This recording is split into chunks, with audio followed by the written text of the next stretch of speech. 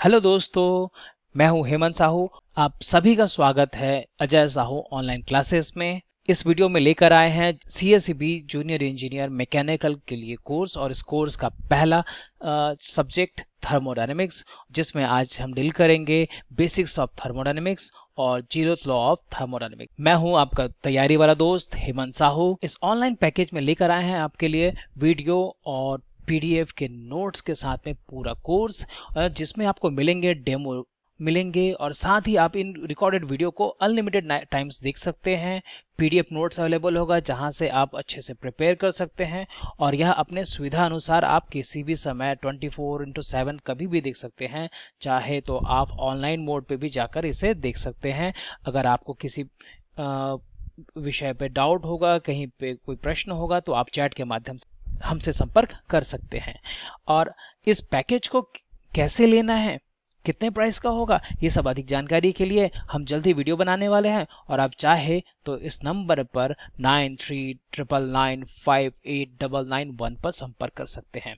और ये लॉन्च कब होगा? ये लॉन्च होगा 15 अक्टूबर 2021 रात को 8 बजे। जी हाँ दोस्तों, ये लॉन्च होगा 8 बजे 15 अक्टूबर को। तो तैयारी स्टार्ट कीजिए और आपको लगता है अच्छा तो जरूर पैकेज खरीदें। आइए स्टार्ट करते हैं हम आज का सब्जेक्ट, जो कि है थर्मोडायनेमिक्स। तो दोस्तों, थर्मोडायनेमिक्स का मतलब क्या होता है? थर्मोडायनेमिक्स बना है थर्मो प्लस डायनेमिक्स से। थर्मो का मतलब क्या होता है? थर्मो का मतलब होता है हीट और डायनेमिक्स का मतलब होता है इन मोशन, जहाँ पे मोशन और उसके कॉजेज देखे जाते हैं। सो यहाँ पे हीट प्लस मोशन से मतलब क्या हुआ? सो हम लोग यहाँ पे डील करते हैं, थर्मोडायनेमिक्स में डील करते हैं मोशन ऑफ हीट। यहाँ पर हम डील करेंगे मोशन ऑफ हीट, मतलब interaction of heat and work, और साथ में किस प्रोसेस में कितनी वहां पे थर्मल एनर्जी इंक्रीज हो रही है, क्या हो रहा है, इन सब के बारे में हम पढ़ते हैं। सो इसमें क्या क्या पढ़ते हैं? तो इसमें हम पढ़ते हैं energies process by the substance. जी हाँ दोस्तों, यहाँ पे जो सब्सटेंस में जो एनर्जी होते हैं उनके बारे में एनालिसिस किया जाता है और साथ ही साथ में इसमें हीट और मैकेनिकल वर्क के कन्वर्जन को पढ़ते हैं, जिसमें किसी प्रोसेस में आपका मैकेनिकल वर्क से हीट कैसे कैसे कन्वर्ट होता है यह देखा जाता है। ठीक, तो ये चीजें हैं। इसमें बेसिकली आपके थर्मोडायनेमिक्स में 3 ई का स्टडी किया जाता है। कितने ई का? 3 ई का। 3 ई का मतलब क्या है? एक है आपका इक्विलिब्रियम, एनर्जी और एंट्रोपी। जी हाँ दोस्तों, याद रखिए कि यहाँ पर क्या करते हैं, 3 ई का स्टडी होगा। कौन से 3 ई? 3 ई में है पहला इक्विलिब्रियम, दूसरा एनर्जी, तीसरा एंट्रोपी। और साथ में इसमें स्टडी करते हैं हम थर्मोडायनेमिक प्रोसेसेस के। थर्मोडायनेमिक प्रोसेसेस से आप क्या समझते हैं? जो आपके डेली लाइफ में जो थर्मल रिलेटेड हैं, जैसे कि आपके कॉफी मग का ठंडा हो जाना, ये थर्मोडायनेमिक प्रोसेस है। तालाब के पानी का गर्म हो जाना, ठंडा हो जाना, सड़क का ठंडा हो जाना, गर्म हो जाना इत्यादि, ये सभी क्या है? ये सभी थर्मोडायनेमिक प्रोसेसेस हैं और इसी की स्टडी का होती है थर्मोडायनेमिक्स में। तो सबसे पहले इन सब को पढ़ने के लिए हमें जरूरी होती है कि थर्मोडायनेमिक सिस्टम क्या होता है जानने की। तो थर्मोडायनेमिक्स क्या का सिस्टम क्या होता है? थर्मोडायनेमिक सिस्टम होता है a quantity of a matter or a region in a space upon which attention is concentrated in the analysis of thermodynamic processes। इसका मतलब क्या हुआ दोस्तों?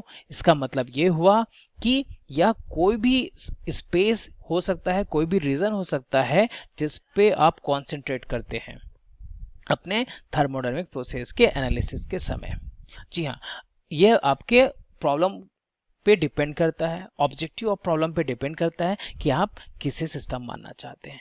जैसे कि यहाँ पे देखा जा रहा है कि केवल आपको अगर गैस की स्टडी करनी है, केवल यहाँ पे सिलेंडर में जो उपस्थित गैस की स्टडी करना है, तो आप केवल ये जो होगा आपका सिस्टम हो जाएगा, है ना? ये जो होगा आपका ये सिस्टम हो जाएगा। जबकि यदि आप पूरे मैकेनिकल सिस्टम को स्टडी करना चाहते हैं कि उसपे कितने फोर्सेस लग रहे हैं, तो आप ये क्या कर यूज करेंगे?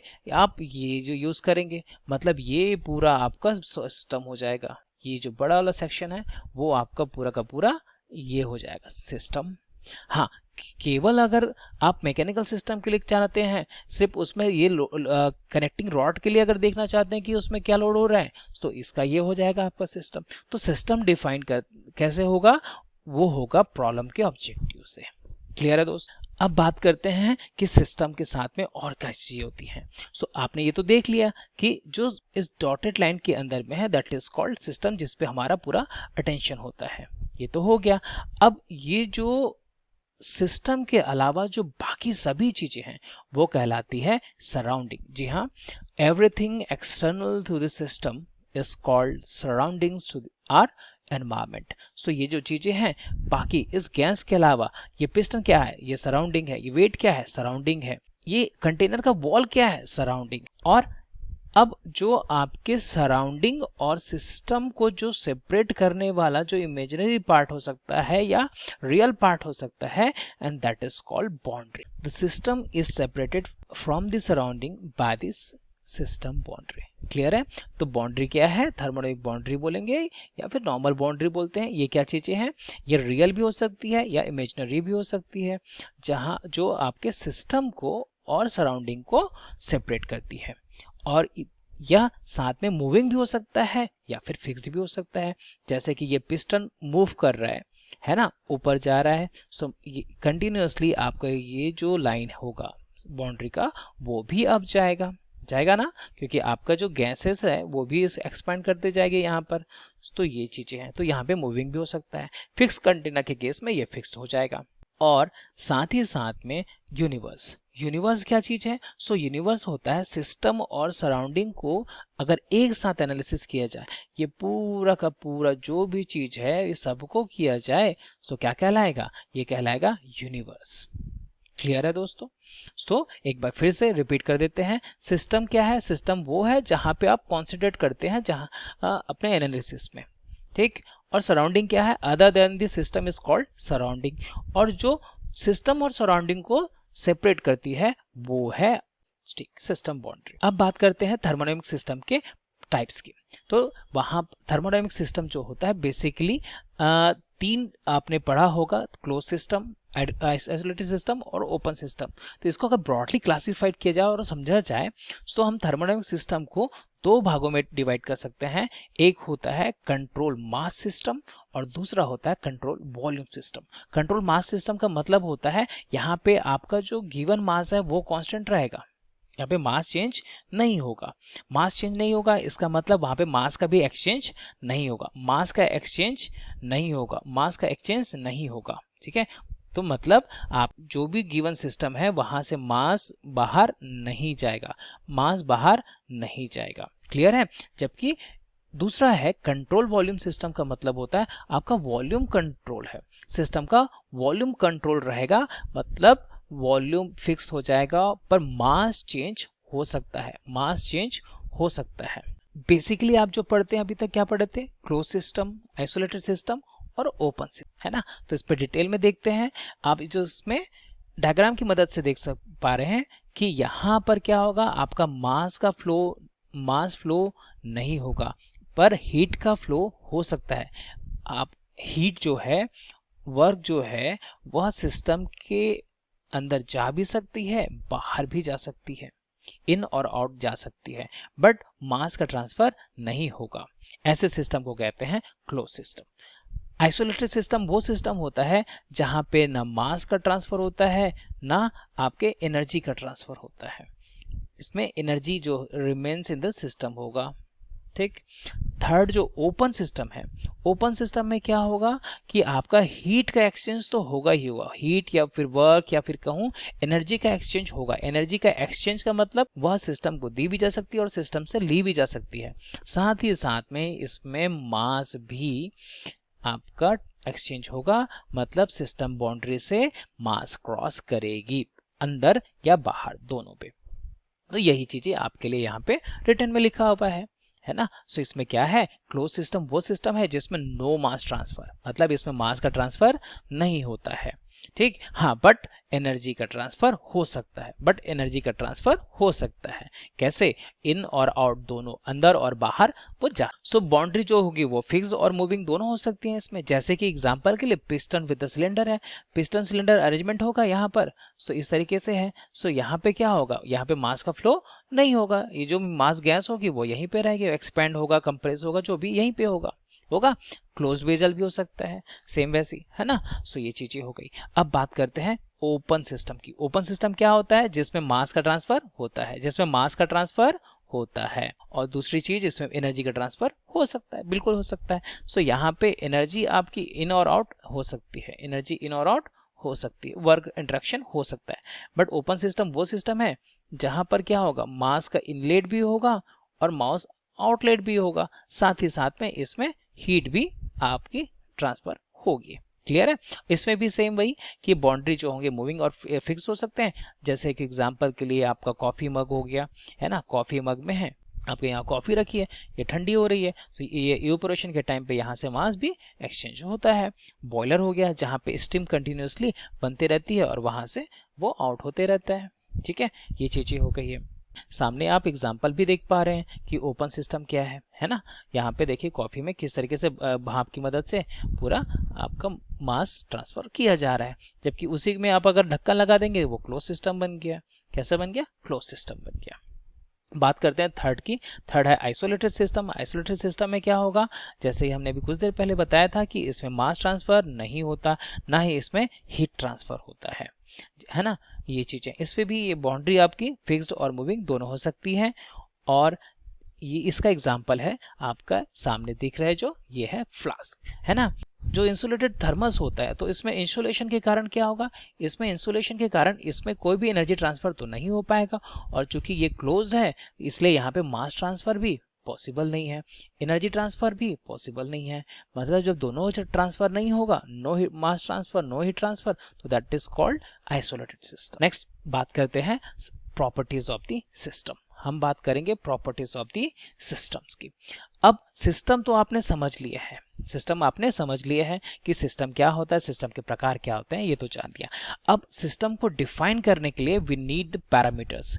सिस्टम को डिफाइन करने के लिए वी नीड पैरामीटर्स, और उन्हीं पैरामीटर्स को हम क्या कहते हैं, प्रॉपर्टीज कहते हैं। तो quantities which identify the state of a system are called properties.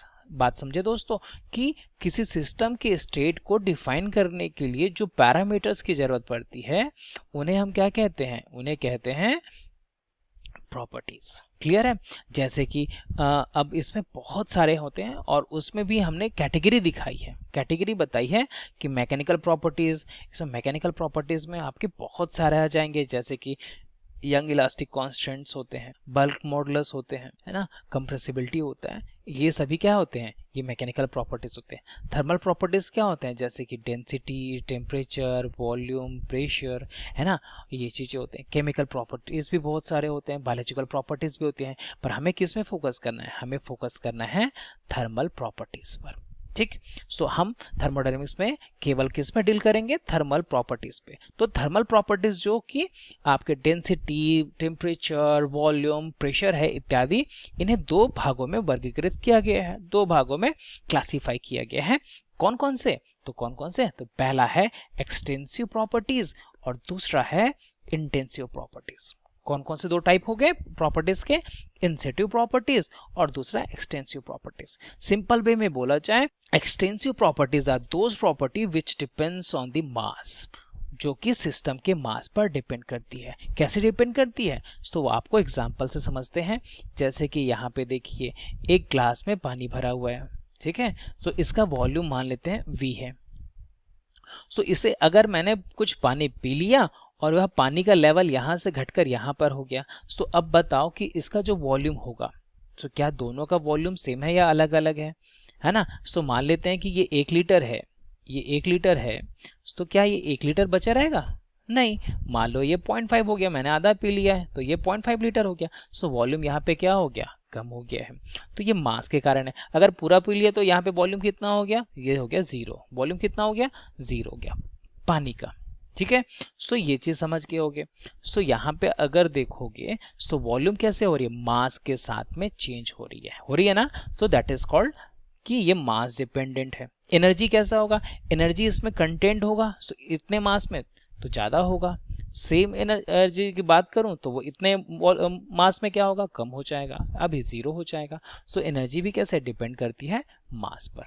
कैसे, जैसे कि आप काइनेटिक एनर्जी को ले लो, काइनेटिक एनर्जी क्या होता है, हाफ mv², तो जितना ज्यादा मास उतनी ज्यादा एनर्जी सेम स्पीड के लिए। सो ये चीजें, तो ये किस पर डिपेंड करेगी, मास पर। और साथ में इसके एक सबसे बड़ी खूबी क्या होती है कि यहाँ पर जो आपका टोटल वॉल्यूम होता है वो आपके जो पार्ट होंगे उसके बराबर होगा। जैसे कि यहाँ पे मैं अगर कहूँ कि यहाँ पे टोटल वॉल्यूम ये है आपका, सो इसमें अगर सेगमेंट्स बना दोगे आप, इसमें सेगमेंट्स अलग अलग बना दोगे, सो ये V1 होगा, ये V2 होगा, ये V3 होगा, ये V4 होगा, और सबका सम जो होगा वो टोटल के बराबर होगा। ठीक है दोस्तों, जबकि intensive properties are those property which are independent of the masses. ठीक है, मास पे डिपेंड नहीं करता है, जैसे कि टेम्परेचर, डेंसिटी। यहीं पे आप बात करोगे, क्या बात करोगे कि इसका टेम्परेचर अगर इसका फाइनल टेम्परेचर T है, तो अगर मैंने आधा पी दूंगा तो उसके बाद में इसका क्या टेम्परेचर कम हो जाएगा या उतना ही रहेगा, कितना रहेगा, सोचो, इसका टेम्परेचर वही रहेगा, है ना। अगर वहां पे मैं बहुत लंबे समय की बात नहीं कर रहा हूँ जहां पे वो ऑटोमेटिकली ठंडा हो जाएगा, तुरंत अगर मैं बात करूंगा तो अगर मैं यहाँ पे पानी 1 गिलास है तब भी उसका टेम्परेचर T रहेगा, आधा गिलास पानी है तब भी उतना रहेगा, थोड़ा सा पानी बचेगा तब भी उसका टेम्परेचर वही T रहेगा, कम तो नहीं होगा। सो यहाँ पे T है ना, सो ये चीजें हैं। सो यहाँ पे टेम्परेचर होगा T1 plus T2 plus T3, ऐसा होगा क्या, ऐसा होगा नहीं, ऐसा नहीं होता, इसमें सम नहीं होता है। तो ये दो चीजें हैं जो आपको याद रखने वाली बात है। और सबसे इंपॉर्टेंट क्या है कि वो मास पर डिपेंड करता है या नहीं। अब दोस्तों कैसे याद रखना है कि कौन सा डिपेंड करता है या नहीं करता, तो यहाँ पे देखना, यहाँ पे लिखा है इंटेंसिव, आई फॉर इंटेंसिव, तो आई फॉर इंडिपेंडेंट, क्लियर है। सो ये याद रहेगा आपको, तो इंटेंसिव इंडिपेंडेंट, ठीक, ऑन द मास। ठीक, ये तो हो गया बात अब प्रॉपर्टीज ऑफ द सिस्टम की। अब बात करते हैं थर्मोडायनेमिक इक्विलिब्रियम की। तो थर्मोडायनेमिक इक्विलिब्रियम क्या होता है ना। सो ये इक्विलिब्रियम जब भी रीच, क्या होगा कि आपने अभी तक सिस्टम देख लिया, सिस्टम देखा तो सिस्टम के स्टेट को पता चल गया, आपको सिस्टम के स्टेट को पता चल गया, सो दैट वो जो स्टेट में होगा जहां पे कोई एक्शन नहीं होगा, और वो कहलाता है आपका इक्विलिब्रियम कंडीशन। तो थर्मोडायनेमिक्स में इक्विलिब्रियम कैसे डिफाइन होता है, सो वो डिफाइन होता है, इक्विलिब्रियम जो होगा वो डिफाइन होता है 3 बातों से, कि वह सिस्टम जो है वो थर्मल इक्विलिब्रियम में है कि नहीं, वो मैकेनिकल इक्विलिब्रियम में है कि नहीं, और साथ ही साथ में केमिकल इक्विलिब्रियम में है या नहीं। अगर तीनों इक्विलिब्रियम में होगा, वह तीनों मतलब थर्मल, मैकेनिकल और केमिकल इक्विलिब्रियम में होगा, तभी जो सिस्टम होगा वो कहलाएगा थर्मोडायनेमिक इक्विलिब्रियम में है। बात समझ रहे हो, केवल एक होगा तो थर्मल इक्विलिब्रियम कहलाएगा, वो थर्मोडायनेमिक इक्विलिब्रियम नहीं कहलाएगा। बात को समझना, ठीक। इसमें होता क्या है, तो थर्मल इक्विलिब्रियम का मतलब होता है कि जब सिस्टम जो होगा उसका टेम्परेचर चेंज नहीं होगा, टाइम के साथ में उसका टेम्परेचर चेंज नहीं होता है, ठीक है। सो temperature of a system does not change with the time and has the same value at all the points on the system. इसका मतलब क्या हुआ, जैसे कि देखो यहाँ पे एक 0 डिग्री सेंटीग्रेड पे रखा हुआ है और एक 100 डिग्री सेंटीग्रेड पे रखा हुआ है, ठीक है। तो ये दोनों को जैसे ही कांटेक्ट में लाया जाएगा, फिजिकल कांटेक्ट में रहे, है ना, सो जैसे ही फिजिकल कांटेक्ट में लाओगे तो यहाँ पे कंडक्शन स्टार्ट हो जाएगा, दूर में होगा तो रेडिएशन कन्वेक्शन स्टार्ट हो जाएगा, है ना, कन्वेक्शन की हेल्प से वो हो जाएगा गर्म। तो जैसे ही इसे कांटेक्ट में लाया जाएगा तो वहां पे हीट ट्रांसफर होगा और फाइनली उसका टेम्परेचर 50 डिग्री सेंटीग्रेड फिक्स हो जाएगा, है ना। और उसके बाद क्या होगा, पूरे पार्ट का टेम्परेचर कैसा हो जाएगा, 50 डिग्री सेंटीग्रेड हो गया, और ये सराउंडिंग अगर 50 डिग्री सेंटीग्रेड में है, सो सराउंडिंग के साथ में इक्विलिब्रियम कहूंगा, है ना। अगर बॉडी ए और बॉडी बी दोनों का 50 डिग्री सेंटीग्रेड हो गया तो दोनों एक दूसरे के थर्मल इक्विलिब्रियम में सेट हो जाएंगे, किसमें, थर्मल इक्विलिब्रियम में, ठीक। ये बातें हो गई। अब मैकेनिकल इक्विलिब्रियम क्या होता है, मैकेनिकल इक्विलिब्रियम का मतलब होता है कि there are no unbalanced force. No unbalanced force का मतलब होता है सिंपली कि F net equal to 0, external force, है ना, net external force is 0 between the system and the surrounding, या फिर विद इन द सिस्टम भी हो सकता है, ठीक है, जैसे कि यहाँ पे बात करें कि एक मास m यहाँ पे फ्लोर पे रखा हुआ है। सो यहाँ पे कोई एक्शन हो रहा है नहीं, क्यों? क्योंकि यहाँ पे नेट फोर्स जो है कितना है, नेट फोर्स कितना है, 0। कैसे? सो देखो, एक फोर्सेस तो आपकी जो होगी इनर्शियल फोर्स वो डाउनवर्ड काम करेगी, वेट है ना, और दूसरा एक सपोर्ट फोर्स भी तो काम करेगा जो अपवर्ड में, और उसके इक्वल होगा, बिल्कुल होगा ना। सो नेट फोर्स कितना हो गया, डाउनवर्ड और अपवर्ड इक्वल फोर्सेस, और कुल मिला के 0 हो जाएगा। क्लियर है? सो ये कहलाता है मैकेनिकल इक्विलिब्रियम। अब बात करते हैं केमिकल इक्विलिब्रियम की। केमिकल इक्विलिब्रियम क्या होता है कि when there is no chemical reaction take place between this system and the, ये चीजें। दूसरा कि उसके कंपोजिशन भी समय के साथ में नहीं बदलते हैं, उसके कंपोजिशन भी समय के साथ में नहीं बदलते, तब उसको कहते हैं हम लोग केमिकल इक्विलिब्रियम। कि मतलब जिसमें फॉरवर्ड रेट और रिवर्स रेट कैसा हो जाए, इक्वल हो जाए, है ना, या फिर आपका जो भी वहां पे जो कंपोजिशन है वो भी कैसा हो जाए, फिक्स हो जाए, तब के केस में क्या हो जाता है, केमिकल इक्विलिब्रियम।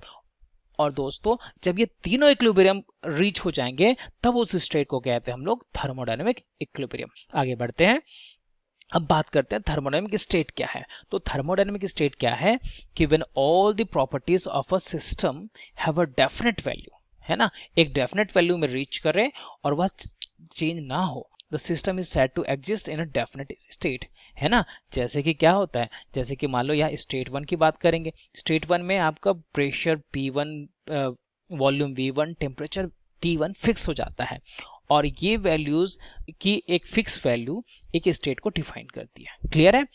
अब जैसे कि इस वैल्यू में किसी एक में या सभी में, किसी एक में या सभी में जो चेंजेस हो जाएगा तो वह दूसरा स्टेट कहलाएगा, क्योंकि वैल्यू एक चेंज हो गई ना। तो यहाँ पे मान लेते हैं कि सभी चेंज हो गई, है ना।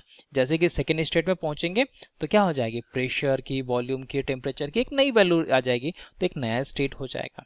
ठीक है, तो क्या हो जाता है कि when all the properties of a system have a definite values, ठीक है, then the system is said to be at definite state। Clear है? तो ये स्टेट क्या हो जाता है, ये प्रॉपर्टीज हैं, ये कोऑर्डिनेट के रूप में इसे डिस्क्राइब करते हैं स्टेट को। ठीक, जैसे कि आप पीवी डायग्राम में देखेंगे तो यहाँ पे स्टेट को इस तरीके से डिफाइन किया जाता है कि P से V कोई प्रोसेस हो रहा है, जहां पर यहाँ पे प्रेशर P1 V1 से, है ना, आपका प्रेशर और वॉल्यूम P2 V2 हो जाता है, P2 V2 हो जाएगा। ठीक, ये चीजें हैं state variables of the systems. तो जब क्या होगा कि जब भी स्टेट चेंज होगा, जब भी क्या होगा, स्टेट चेंज होगा फ्रॉम स्टेट 1 to 2 होगा, तब वहां पे क्या होगा, वहां पे ये होगा कि आपका स्टेट भी चेंज हो जाएगा, उसके वेरिएबल्स भी चेंज हो जाएंगे। और स्टेट शोज इक्विलिब्रियम कंडीशंस। तो यहाँ पे अगर जो स्टेट बना हुआ है, ठीक है, सो ये अभी किसी से रिएक्ट नहीं कर रहा है, कुछ नहीं कर रहा है, कोई फंक्शन नहीं हो रहा है, इसका मतलब ये इक्विलिब्रियम कंडीशंस को भी शो करेगा, एक जो सर्टेन वैल्यू होगा। ठीक, ये चीजें हैं। अब बात करते हैं थर्मोडायनेमिक प्रोसेसेस की। प्रोसेस क्या होता है, ठीक है, थर्मोडायनेमिक प्रोसेस क्या होता है। तो दोस्तों जैसे हमने स्टेट समझा था कि कोई स्टेट क्या होता है जिसमें उसके पैरामीटर्स जो भी प्रॉपर्टीज होती हैं वो एक डेफिनेट वैल्यू गेन कर लेता है, उसे कहते हैं हम क्या, स्टेट। अब उस स्टेट में अगर चेंज होता है, उस स्टेट में चेंज होता है कैसे, so any operation in which the one or the more of the properties of a system changes is called state change of state. ठीक है, ये चीजें हो गई। सो स्टेट में चेंज आएगा, जैसे कि PVT कोई भी एक स्टेट पे यहाँ पे वैल्यू है आपकी, और इसमें से किसी एक का भी चेंज हो जाता है कि P1 रहेगा, V1 रहेगा, पर वहां पे T कुछ चेंज हो गया, सो यहाँ पे क्या होगा, तो इसका कहेंगे हम कि वो स्टेट 1 से स्टेट 2 पर चला गया है। और इस प्रोसेस में जो ऑपरेशन है यही जो है वो कहलाता है प्रोसेस। क्लियर है?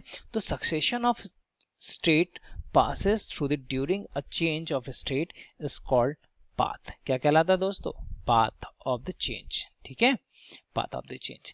जैसे कि यहाँ पे देख सकते हो कि यहाँ पे क्या हो रहा है, एक स्टेट है 1, ठीक, फिर यहाँ से कैसा हो जाएगा, ये दूसरे स्टेट में पहुंच गया। तो ये जो सक्सेशन पॉइंट्स है जहां से वो गुजर रहा है, सक्सेशन स्टेट्स है, ये जो स्टेट हर एक स्टेट से गुजर रहा है, तो इसके क्या कहेंगे, इसको कहते हैं हम लोग पाथ। क्या कहेंगे, बाद, ठीक है। वैसे यहाँ पे देख लो ये चीजें, और वैसे नंबर ऑफ अलग अलग जो चेंजेस की पैटर्न है उसके हिसाब से यहाँ पे क्या होते हैं कि अलग अलग हमारे प्रोसेस होते हैं। इन प्रोसेस को हम डिटेल में पढ़ेंगे अलग हमारे सेक्शन पे।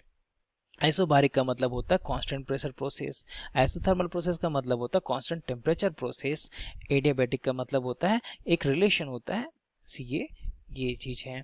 आइसोवॉल्विक का प्रोसेस होता है मतलब वॉल्यूम आपका कांस्टेंट है, ठीक है।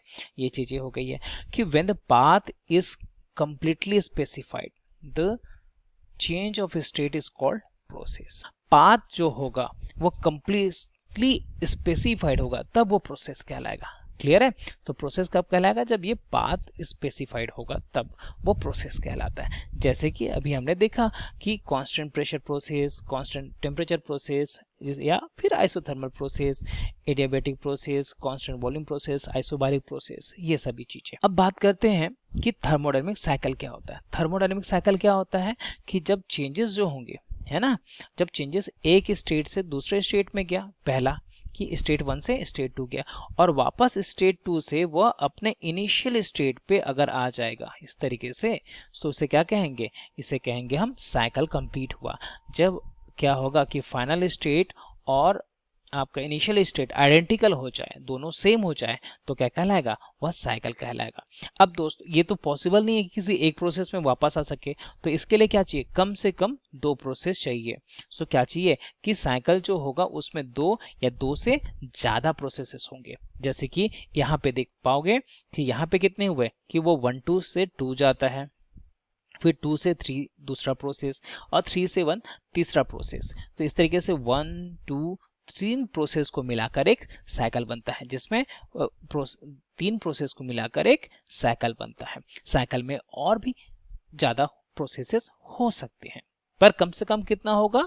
2 प्रोसेस। कम से कम कितना होगा? 2 प्रोसेस। क्लियर? अब बात करते हैं quasi static process. Quasi static का प्रोसेस का मतलब होता है, क्वासी का दोस्तों मतलब ही होता है वेरी स्लोली, ठीक है। क्वासी का मतलब ऑलमोस्ट इक्वल होता है, ठीक। स्टैटिक का मतलब क्या हो जाता है? स्टैटिक का मतलब होता है जो स्थिर हो, ठीक। सो ऑलमोस्ट जब स्थिर हो जाएगा ऐसा प्रोसेस। अब प्रोसेस में आपने क्या देखा? प्रोसेस में क्या देखा कि प्रॉपर्टीज चेंज होती है, आपका स्टेट क्या होता है? चेंज होता है। जैसे कि ये प्रोसेस है, तो यहाँ पे अगर आपका ये 1 से 2 अगर जा रहा है, सो यहाँ पे क्या होगा? कंटिन्यूसली, अगर ये मैं प्रेशर बोलूं, प्रेशर की लाइन है, सो देखो कि ये प्रेशर कंटिन्यूसली क्या हो रहा है? इंक्रीज होते जा रहा है, इंक्रीज होते जा रहा है, फाइनल 2 पे पहुंच गया, ठीक है। सो ये चीजें हैं। तो प्रेशर P1 से P2 हो गया, ग्रेजुअली इंक्रीज होते होते, ठीक। ये चीजें हैं। यहाँ पे चेंज, पर ये चेंज कैसा होगा? वो इनफाइनाइटली स्मॉल चेंज होगा। अगर उसमें कैसा होगा? बहुत छोटे छोटे चेंजेस होते हैं। तो आप मान के चल सकते हैं कि ये जो पॉइंट है, इसको अगर मैं और जूम करके दिखा रहा हूँ आपको, तो मान लो ये लाइन है, ठीक, यही चीज। सो इसमें ये 1 से लेके ये, फिर उसके बाद में 1 डैश, फिर 1 डबल डैश, फिर 1 ट्रिपल डैश, ठीक है। ये जो है वेरी क्लोज है, और इसे आप मान सकते हैं कि ये दीज आर इक्वल पॉइंट्स। तब ऐसे केसेस में अगर स्लोली प्रोसेस हो, तो वैसे प्रोसेस को हम क्या कहेंगे कि जब वो इक्विलिब्रियम से होके पास हो, तो वैसे प्रोसेस को हम क्या कहेंगे? Quasi static process. क्या कहेंगे? Quasi static process. अगर इसे फिजिकली समझना है तो कैसे समझेंगे? जैसे कि यहाँ पे देखो एक पिस्टन सिलेंडर अरेंजमेंट दे के रखा हुआ है, जहां पे आपका जो ये गैस है वो सिस्टम बन गया है ना, और ये पिस्टन जो है वो लोडेड है विथ वेट, ठीक, विथ वेट लोडेड है, जो कि एक पार्ट में डिवाइडेड है। तो आप क्या करेंगे? इसे एक्सपैंड करना है, सो इसे डायरेक्टली पूरे वेट को एक साथ ना उठाकर हम क्या करेंगे? इसे 1 बाय 1 एक एक करके इसको रिमूव करते जाएंगे। 1 को रिप्लेस हटाएंगे, रिमूव करेंगे, फिर मास 2 को रिप्लेस करेंगे, फिर मास 3 को रिप्लेस करेंगे, फिर इस तरीके से एक एक करके सबको हटाते जाएंगे, ठीक। वहां से क्या होगा? ये स्लोली एक्सपैंड होगा, ठीक।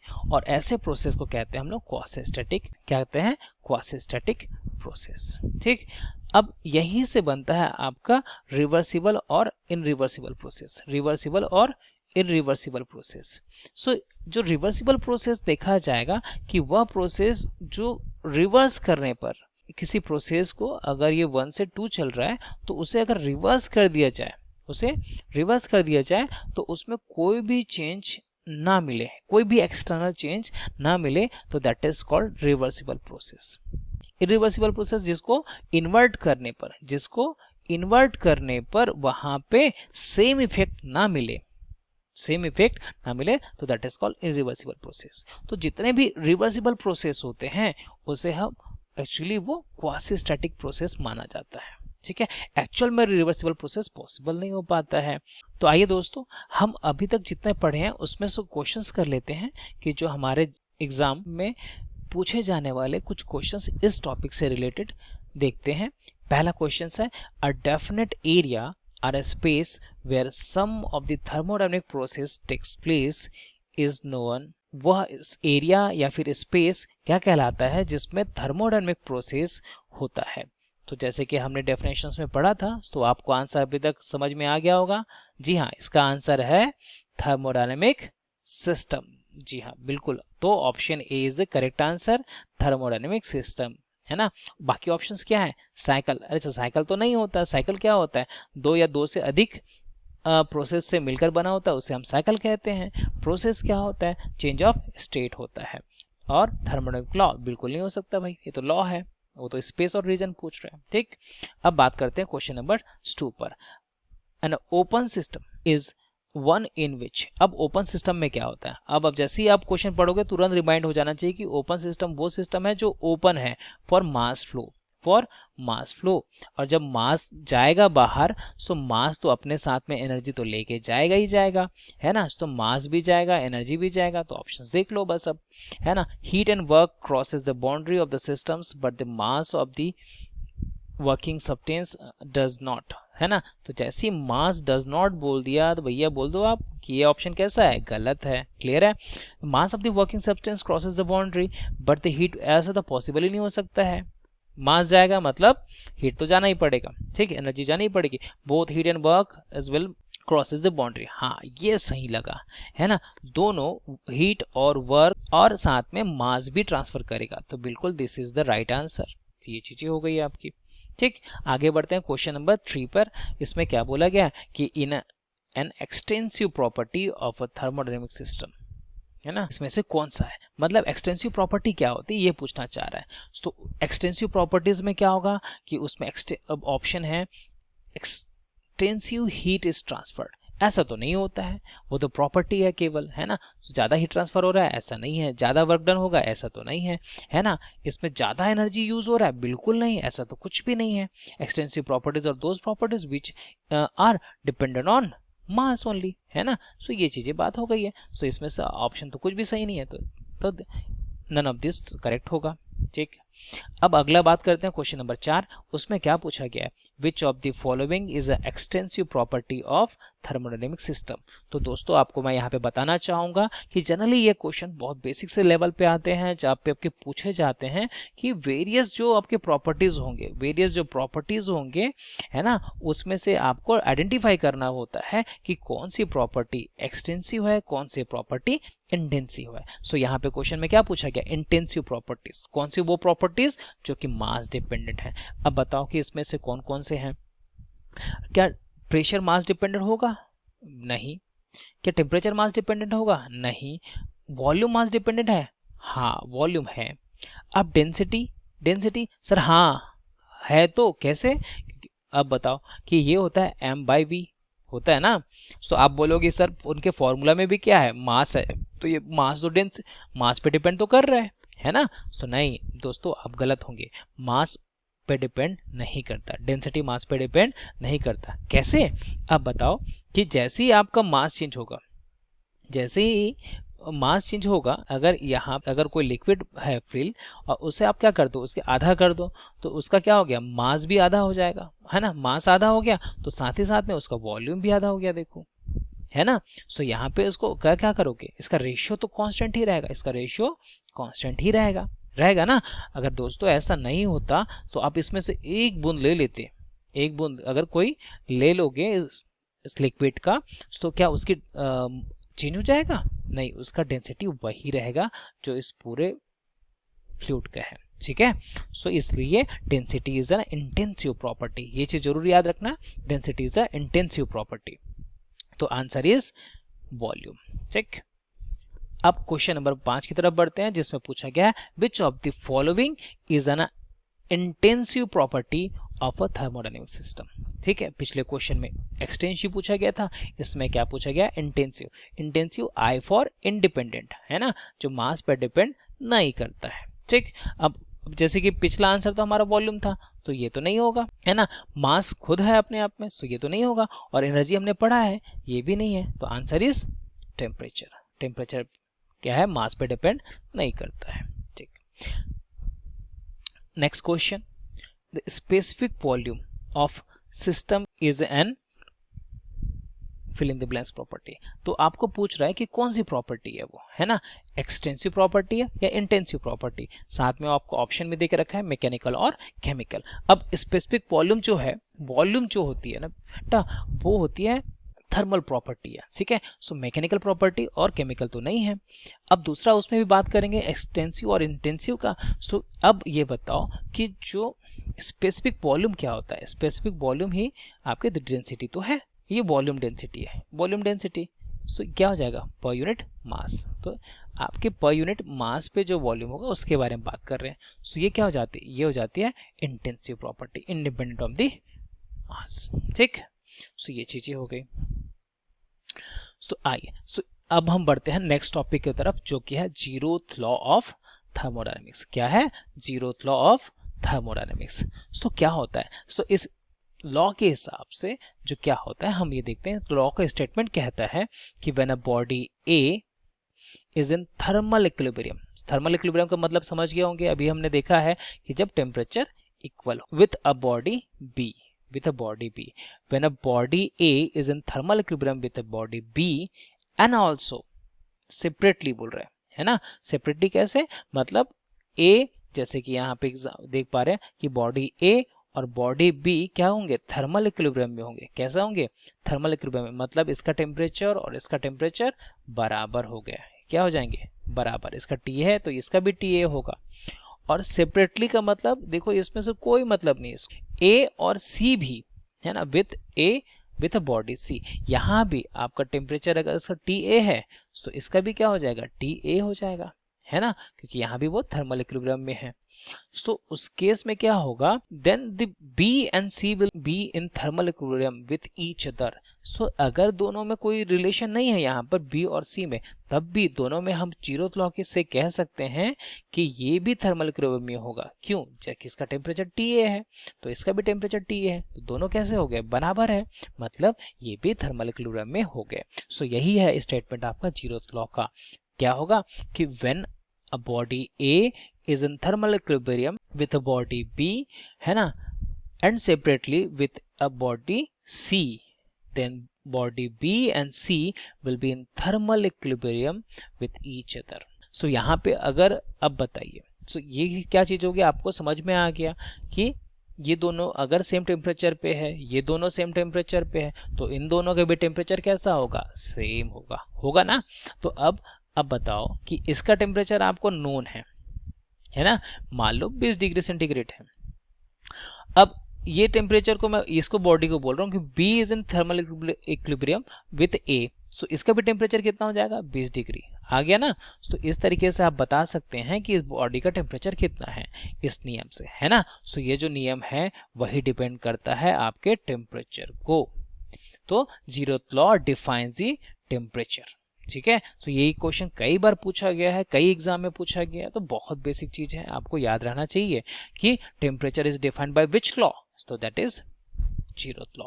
और यहीं से आपका बेसिस मिलता है टेम्परेचर मेजरमेंट का। तो कैसे करते हैं, तो उसमें हम क्या करते हैं कि हम किसी एक रेफरेंस बॉडी को ले लेते हैं और रेफरेंस बॉडी की हेल्प से या उसके फिजिकल प्रॉपर्टीज की हेल्प से हम क्या करते हैं कि किसी अननोन बॉडी के टेम्परेचर को नापते हैं, किसी बॉडी के अननोन टेम्परेचर को नाप सकते हैं, ठीक है।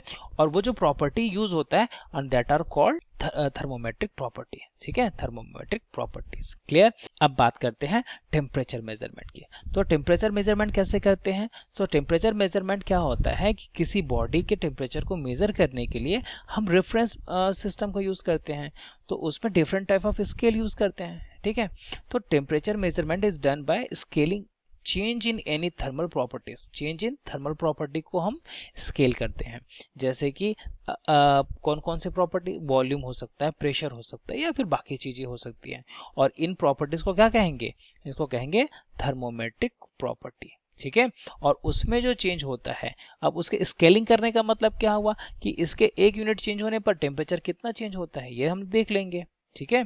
सो इस तरीके से स्केलिंग किया जाता है। जो नॉर्मली कॉमनली यूज वाले स्केल हैं वो है kelvin scale, Celsius scale, Fahrenheit scale, ठीक है। ये अलग अलग स्केल बनाए गए हैं। और दोस्तों सबसे बड़ा एक जो क्वेश्चन आता है कि टेम्परेचर मेजरमेंट कैसा होता है, टेम्परेचर मेजरमेंट हमेशा होता है, ये होता है आर्बिट्री, ठीक है।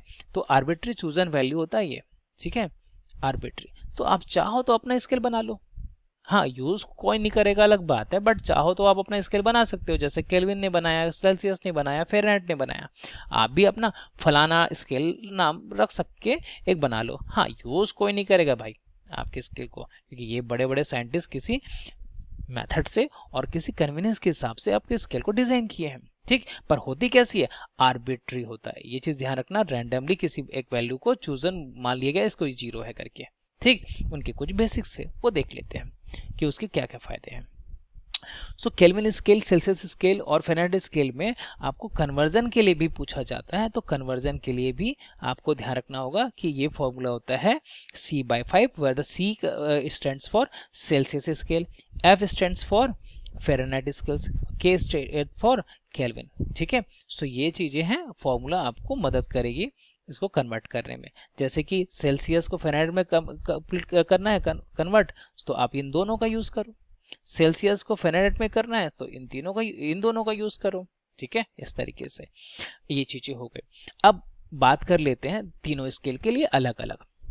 तो तीनों स्केल में क्या क्या चीज होता है कि उसमें जो आपका जो लोवेस्ट पॉइंट होता है, तो उसमें डिफाइन कैसे किए, तो वो किए हैं कि वाटर के बॉइलिंग पॉइंट और फ्रीजिंग पॉइंट, वाटर के बॉइलिंग पॉइंट और फ्रीजिंग पॉइंट पे बात करते हैं। सो जैसे कि आपको मालूम होगा कि वाटर का बॉइलिंग पॉइंट और फ्रीजिंग पॉइंट कितना है, सो उसका बॉइलिंग पॉइंट है 100 डिग्री सेंटीग्रेड, कितना है 100 डिग्री सेंटीग्रेड, और फ्रीजिंग पॉइंट कितना है 0 डिग्री सेंटीग्रेड। इसी के बीच में ये वेरी करता है, ठीक है ना। ये चीजें हो गई। अब वही चीज, वही पॉइंट को केल्विन कहता है कि वो है 273 केल्विन में, डिग्री नहीं होगा, ये होगा डिग्री केवल सेंटीग्रेड और फ़ारेनहाइट में होता है। तो 273 केल्विन और 373 केल्विन हो जाएगा, यही चीज क्या हो जाएगा, केल्विन हो जाता है, ठीक है। और उसी इस वैल्यू को, फ्रीजिंग पॉइंट ऑफ वाटर को फ़ारेनहाइट में स्केल में 32 डिग्री और उसी टेम्परेचर 212 डिग्री फ़ारेनहाइट बोलते हैं, ठीक है। सो ये चीजें हैं। अब इसमें देख सकते हो कि इसमें जो डिफरेंस दिख रहा है आपको, इसमें जो डिविजन्स हैं कितने हैं, 212 माइनस 32 दैट इज 180। तो इसमें 180 डिवीजन बनाए गए हैं, जबकि इसमें कितने डिवीजन बनाए गए हैं, इसमें बनाए गए हैं 100 डिवीजन, और इसमें भी कितने हैं आपके 0 to 100 डिवीजन है, ठीक। अब इसमें क्या हो जाता है, इसके नीचे 0 के नीचे माइनस में आ जाएगा, ठीक। और ये तो ऑलरेडी आपका 273 में है। तो इन्होंने क्या किया है कि द लोवेस्ट पॉसिबल टेम्परेचर, तो लोवेस्ट पॉसिबल टेम्परेचर जो हो सकती है वो इन्होंने डिफाइन किया है, और उसी को हम क्या कहते हैं, 0 केल्विन। क्या कहते हैं, 0 केल्विन। तो ये इसके अनुसार बनाई, इससे नीचे पॉसिबल नहीं है कोई टेम्परेचर। मतलब एक चीज और ध्यान रखना कि अगर आपको कोई टेम्परेचर बोल रहा है कि -2 केल्विन, तो भैया बोल दो कि हमारे गोला में तो नहीं होता है, वो पीके गोले में होता होगा तो पता नहीं, पर हमारे गोले में ऐसा कभी नहीं होगा। इवन मैं कहूँ हमारे यूनिवर्स में ऐसा पॉसिबल नहीं है कि -2 केल्विन का टेम्परेचर मिले। तो लोवेस्ट पॉसिबल टेम्परेचर कौन सा है, 0 केल्विन। क्लियर है। तो वहीं पे आपके फ़ारेनहाइट डिग्री पे भी ये चीजें माइनस में जा सकती है, बिल्कुल ये चीजें हैं, ठीक। अब बात करेंगे कि सेल्सियस और फ़ारेनहाइट में अक्सर पूछा जाता है कि सेम रीडिंग कब रीच होती है, ठीक है। तो मतलब एक ही टेम्परेचर के सेम रीडिंग कब आएगी, तो वो आते -40 डिग्री सेंटीग्रेड बोलो या फिर -40 डिग्री फ़ारेनहाइट बोलो, ठीक है। यहाँ पे दोनों एक ही टेम्परेचर को शो करते हैं, -40 डिग्री सेंटीग्रेड पे। तो इतनी बातें क्लियर है। सो यहीं से क्वेश्चन पूछे जाते हैं, बड़े आसानी से समझना होगा कि डिवीजन कितने होते हैं, बॉइलिंग पॉइंट के रेफरेंस वैल्यूज कितने हैं, सेल्सियस में 0 डिग्री है, सॉरी बॉइलिंग पॉइंट के 100 degree centigrade, 373 kelvin, 212 Fahrenheit. Freezing point कितना होगा, 0 डिग्री सेंटीग्रेड, 273 केल्विन और 32 डिग्री फ़ारेनहाइट। ठीक है, ये चीजें हो गई। और मिनिमम पॉसिबल टेम्परेचर कितना है, -273 डिग्री सेंटीग्रेड या 0 केल्विन या -460 डिग्री फ़ारेनहाइट। क्लियर? चलो सो दोस्तों इतना ही करते हैं आज, और इस से रिलेटेड कुछ क्वेश्चंस देख लेते हैं। तो पहला क्वेश्चन है फ्रीजिंग पॉइंट ऑफ वाटर। क्या पूछा है, freezing point of water in kelvin scale. अब आपको ये तो पता है कि फ्रीजिंग ऑफ वाटर कितना होता है, 0 डिग्री सेंटीग्रेड, पर कौन से स्केल में, डिग्री सेंटीग्रेड में, पर पूछा किस में जा रहा है, केल्विन में। तो केल्विन में कितना होगा दोस्तों, 0 डिग्री सेंटीग्रेड का मतलब हो जाता है 273 केल्विन। ठीक, सो आंसर क्या हो जाएगा, 273 केल्विन। अब बात करते हैं कि eight which temperature the Celsius and Fahrenheit scales shows the same reading. कौन से टेम्परेचर पे इनकी वैल्यूज सेम होती है, सो वो होती है 0 पे, नहीं इसका तो 32 दिखाता है, ये है ना, यहाँ पे भी नहीं, यहाँ भी नहीं, आंसर इज -40 डिग्री सेंटीग्रेड या फिर 40 degree Fahrenheit. Clear? So third question है हमारा, boiling point of water in Fahrenheit scales कितना होता है ना। जैसे कि यहाँ पे फ्रीजिंग पॉइंट केल्विन में पूछा था, तो सेम यहाँ पे क्या पूछ रहा है, बॉइलिंग पॉइंट पूछ रहा है वाटर का, वो भी किस में, फ़ारेनहाइट के स्केल पे। कितना होगा बताओ, कितना होगा, हाँ तो आंसर कितना होगा, 100 डिग्री सेंटीग्रेड, नहीं वो तो सेंटीग्रेड में होता है। ठीक है, पर हम तो किस में पूछ रहे हैं, फ़ारेनहाइट में, नहीं 100 डिग्री फ़ारेनहाइट में तो नहीं होता है, ये होता है 212 डिग्री फ़ारेनहाइट पे। ठीक है, तो आंसर इज 212। नेक्स्ट क्वेश्चन बढ़ते हैं। तो इसमें पूछा गया है कि टेम्परेचर डिविजन्स इन फ़ारेनहाइट स्केल कितना है।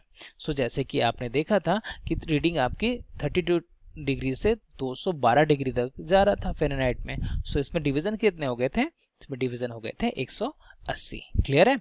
सो ये चीजें हो गई है। नेक्स्ट क्वेश्चन में बात करते हैं, temperature is defined by which thermodynamic law, है ना। तो टेम्परेचर कौन सा लॉ में डिफाइन होता है, तो वो है 0th लॉ ऑफ थर्मोडायनेमिक्स। ठीक, तो दोस्तों ये थी आज की क्लास, और इस वीडियो को देखने के लिए बहुत बहुत धन्यवाद। आज यहीं पे समाप्त करते हैं। हमसे जुड़े रहने के लिए आप हमें यूट्यूब में, फेसबुक में, टेलीग्राम में फॉलो कर सकते हैं, जुड़ सकते हैं। हमारे mobile app Ajay Sahu online classes mobile app को प्ले स्टोर से भी डाउनलोड कर सकते हैं। वीडियो देखने के लिए धन्यवाद।